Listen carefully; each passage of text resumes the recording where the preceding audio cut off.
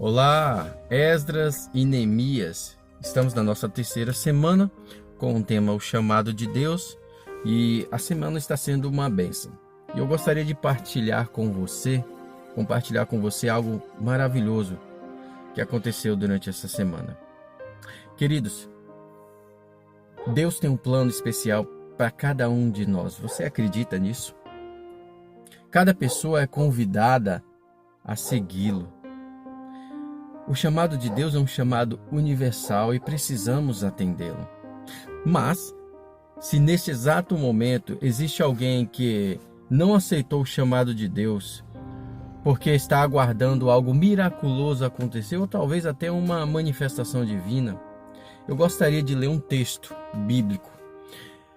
E esse texto eu gostaria que você memorizasse ele, porque ele vai fazer parte da nossa conversa do início até o final. Diz assim, Hebreus capítulo 11, verso 1, diz que, ora, a fé é a certeza de coisas que se esperam, a convicção de fatos que não se veem. A certeza de coisas que se esperam e a convicção de fatos que não se veem. Queridos, absolutamente tudo que se encontra dentro deste maravilhoso livro, desde datas, períodos históricos e proféticos, personagens bons ou ruins, absolutamente tudo foi criado para mim e para você. Sabe? Para que você veja bem, para que você veja o que Deus é capaz de fazer por você.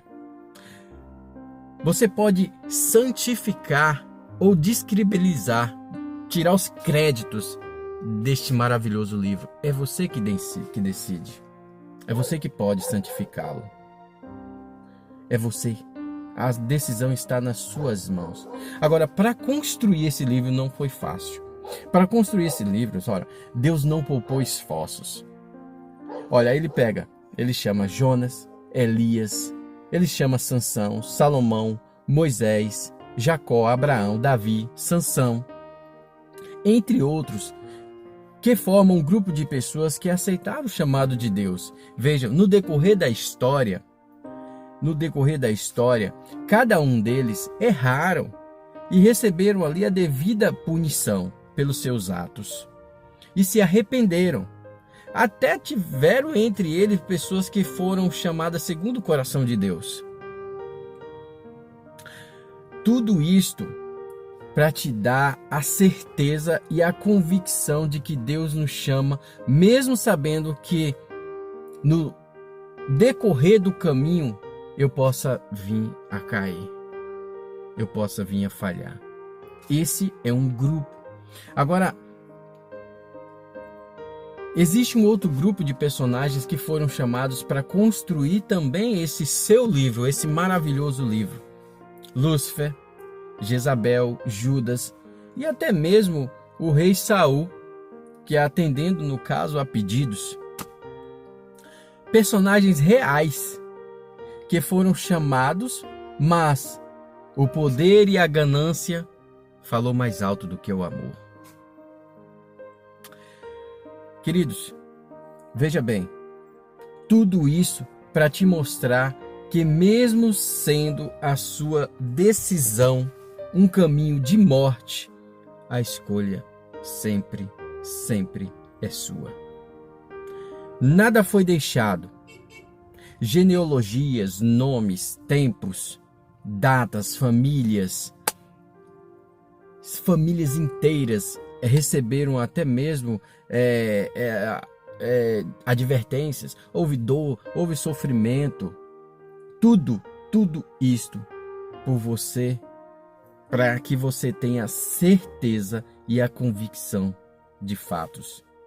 Tem até um outro grupo, nesse caso, de pessoas que permaneceram fiéis até o fim, que é o caso de Daniel, Esdras, Neemias, que nós iremos falar, que estamos falando disso, a lição fala disso. O chamado, que foram pessoas que aceitaram o chamado com o coração disposto, sim, com o coração disposto a ajudar o povo a qual eles tanto amavam. É você que decide, queridos. E um dia aqui, no período profético, equivale um ano. Acontece que no período entre Daniel, Esdras e Neemias, mais ou menos ali no ano 549, Daniel tem uma visão. E isso está no capítulo 8, verso 1. Onde ele fica confuso. Sabe, ali tem um bode ali envolvido com um carneiro, E o período da visão de 2.300 anos, tardes e manhã, ou 2.300 tardes e manhã, então ainda mexe mais ainda com a cabeça de Daniel. Então, no verso 19, ainda do mesmo capítulo 8, o anjo diz assim: eis que te farei compreender a visão, pois a mesma se refere a tempo determinado do fim. Então ele estava em dúvida e aí o anjo aparece.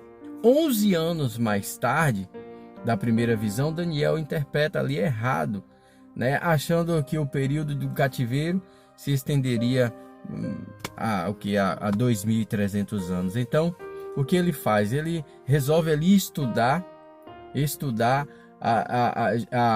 o profeta Jeremias e vê que o período das assolações era de 70 anos. Daniel ora por orientação divina e o anjo Gabriel lhe faz compreender uma outra profecia. Daniel 9, dos versos 20 a 27, está falando das 70 semanas. Ou seja, essas 70 semanas se refere a 70 vezes os 7 dias da semana, que dá ali 490 anos. A libertação que está em Daniel 9, capítulo 9, verso 25, acontece no ano 457 antes de Cristo. O povo teria ali então 49 anos para reedificar Jerusalém e depois mais 434 anos para anunciar que viria o Salvador. Isso está em Daniel capítulo 9, verso 26.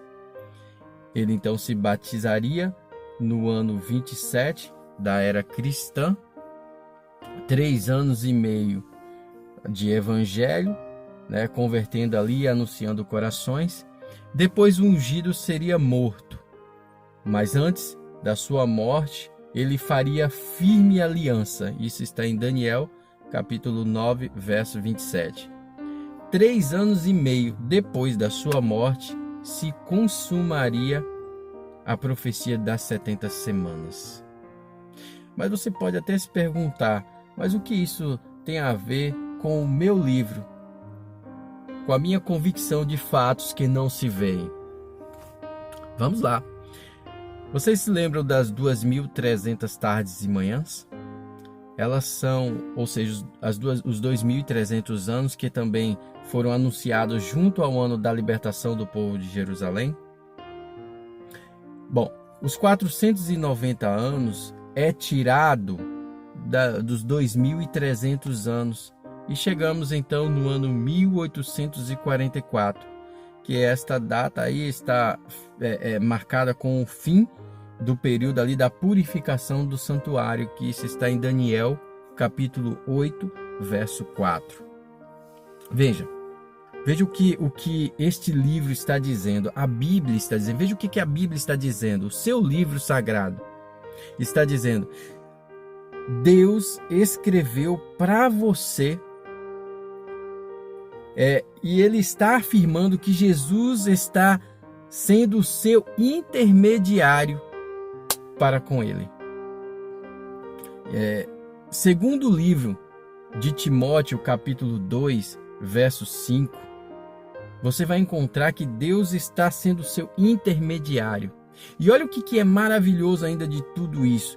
Segundo João, capítulo 5, verso 22, está dizendo que Cristo também é o nosso juiz no santuário celestial.